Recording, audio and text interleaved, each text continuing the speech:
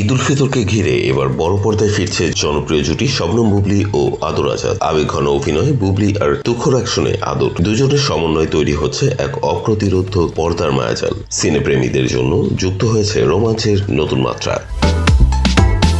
নতুন সিনেমা পিনিকের মাত্র 1 মিনিট 40 সেকেন্ডের টিজারে মিলেছে রহস্য, অ্যাকশন আর অদ্ভুত সব ঘটনার চমকপ্রদ আভাস। প্রতিটি দৃশ্যে অ্যাকশন থ্রিলারের তীব্রতা স্পষ্ট। কনের সাজে বুবলীর রহস্যময় উপস্থিতি কৌতূহল বাড়ায় বহুগুণ। অন্যদিকে ভারী আগ্নেয়াস্ত্র হাতে রক্তক্ষয়ী সংঘর্ষে ঝড় তুলেছেন আদর আজাদ। এমনকি কুমিরের আকস্মিক উপস্থিতিও যোগ করেছে রুদ্ধশ্বাস উত্তেজনা। সিনেমাটি পরিচালনা করেছেন জাহিদ জুয়েল। আদর বুবলী ছাড়াও গুরুত্বপূর্ণ চরিত্রে অভিনয় করেছেন আলিরাজ, ফজলুর রহমান বাবু, আবুল কালাম আজাদ, জয়িতা সহ আরো অনেকে। কাহিনী রচনা করেছেন আখিউজ্জামান মামুন এবং প্রযোজনায় রয়েছেন আশরাফ। ইউরো বাংলা এন্টারটেইনমেন্টের ব্যানারে নির্মিত সিনেমাটি পরিবেশনার দায়িত্বে রয়েছে জাজ মাল্টিমিডিয়া।